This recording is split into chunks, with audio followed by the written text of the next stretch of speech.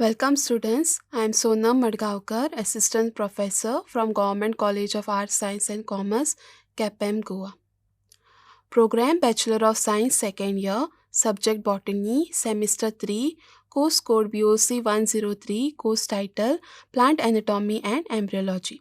Title of the unit is Unit 5, Structural Organization of Flower, Module name Ultrastructure of Mature Embryo Sac. Outline Ultrastructure of mature embryo sac.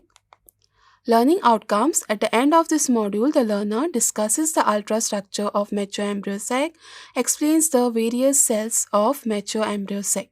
Now, coming to the ultrastructure of mature embryo sac. Now, the embryo sac is an oval multicellular structure which is embedded in the nucellus. Embryo sac is also known as the female gametophyte.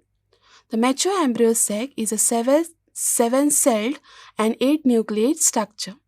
Now student, this is an image showing the mature embryo sac. Now the embryo sac has two ends, that is the micropylar end and the chalazal end. So at the micropylar end in the embryo sac we have the filiform apparatus.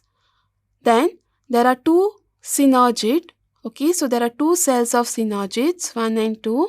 Then we have the egg cell, and then at the central cell which is there, okay, we have two polar nuclei. Then at the chalazal end we have three antipodal cells, 1, 2, 3. So it is said that a mature embryo sac is a 7-celled and 8-nucleate structure. So the 7-cell consists of the two synergids, one egg cell, the central cell and the three antipodal cell. So these are the 7 cells of an embryo sac. Then it is said that it is an 8-nucleate structure. So the two synergids have the two nucleus, then the egg cell has one nucleus, then at the central cell there are two polar nuclei which consists of two nucleus, and the antipodal cells has the 1, 2, 3 nucleus, so total 8 nucleus. So that's why the embryo sac is called as an 7-celled and 8-nucleate structures. So the 7 cells include, as I have told you all, 3 antipodal cells at chalazal end, then the egg apparatus, okay. So the egg cell and the synergids, they are together called as an egg apparatus which are present at the micropylar end of an embryo sac, and one central cell. Next, we are moving on to the egg apparatus. Now as I have told you all, the egg apparatus consists of the egg cell and the two synergids. So the 3 cells of the egg apparatus are arranged in the triangular manner. 3 cells of the egg apparatus includes the egg cell and the two synergids. So the egg shows a common wall with the two synergids and the central cell. So it has a wall similar in structure and extend to the synergid. Wall is thicker in the micropylar lesion and becomes thinner towards the chalazal side. So it is absent at the chalazal end in cotton and maize. Then at the micropylar end, the lateral walls of the egg cell appear to join the central cell. End wall of the egg is the wall of the central cell. Egg cell becomes highly polarized early in its development. The polarity is expressed by the aggregated cytoplasmic element at the chalaza end of the cells. Micropylar end of the cell is occupied by a large vacuole.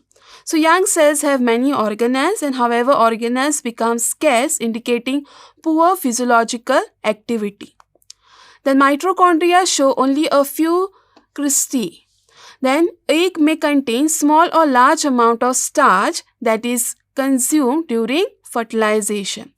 Egg cytoplasm is rich in ribosomes.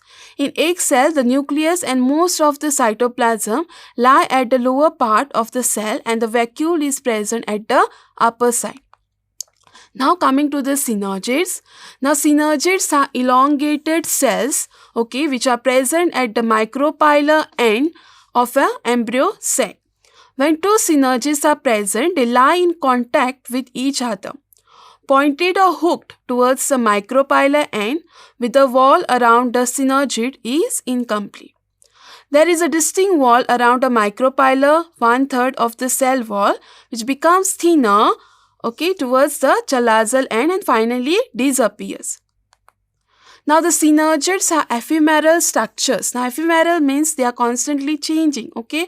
So synergids are ephemeral structures in embryo sac with two synergids, one disappear before the entry of the pollen tube, okay, into the embryo sac, whereas the other one often called as an persistent synergids, okay, which degenerate shortly after the embryo sac has received the pollen tube discharge. Then the cytoplasm of the synergid is strongly polarized. The chalazial region of the cell is occupied by large or many small vacuoles. The cytoplasm is rich in different organelles, okay, such as mitochondria, endoplasmic reticulum, and dictyosomes.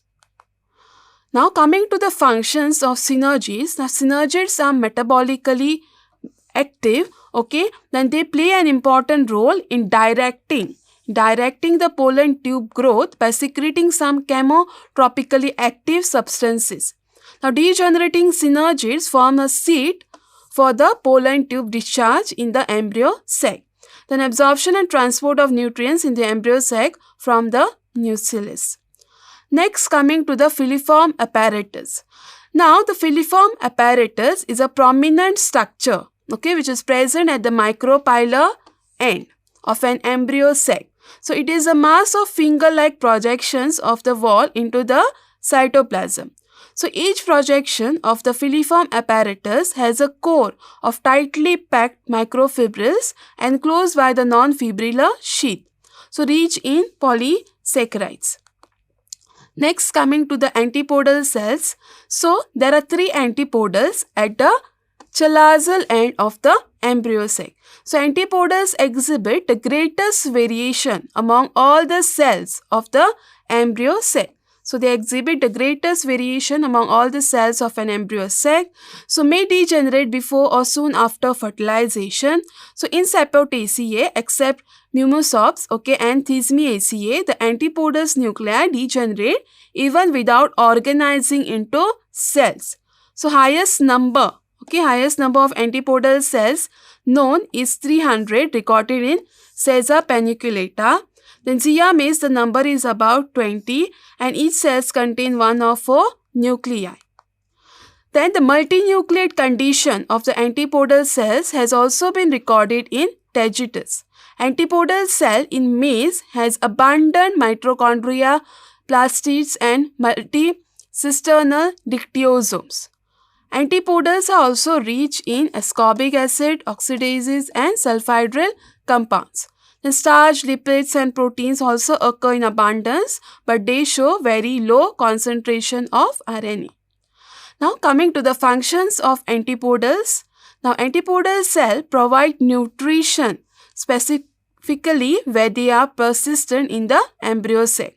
May also store large quantities of starch, lipids and proteins which are utilized by the developing endosperm and embryo.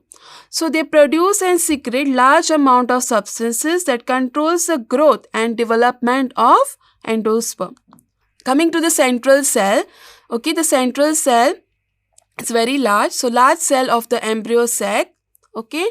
So enlargement of the embryo sac after the last nuclear division is due to the inflation of the large central vacuole of the central cell. The vacuole is the central cell is a reservoir of sugars, amino acids and inorganic salt. Nuclei of the central cell called the polar nuclei are very large and has nucleolus. Are present either in the center of the cell suspended by cytoplasmic strain or in the cytoplasm close to the egg apparatus. Then the two polar nuclei, they fuse together, okay, and they give rise to the formation of secondary nucleus. Cytoplasm of the central cell is rich in cell organelles. Plastids contain starch and protein. They contain numerous mitochondria and ribosomes. Then the wall of the central cell is highly variable from one part of the embryo sac to another. Thicker in the region near the nucleolus where the central cell is in contact with the egg and synergid. Shows the common features of parietal cell walls. Then it thins towards the chalazial end of the egg, and finally in the chalazial region there is no wall between the plasma membrane of the central cell and those of the eggs and synergid. The central cell is connected with the egg, the synergid and the antipodals through the plasmodesmata connection. Now there is a presence of cell wall projection in the micropyle or the chalazial region, which shows the central cell draws nutrition from the surrounding nucellus or the integuments. Now coming to the haustorial behavior of the embryo sac. So normally the entire surface of an embryo sac is absorptive in function, but in certain cases the ends of the embryo sac show more active growth and convert into haustoria which absorb so they convert into haustoria which absorbs the food not only from the nucellus but also from the placental tissue.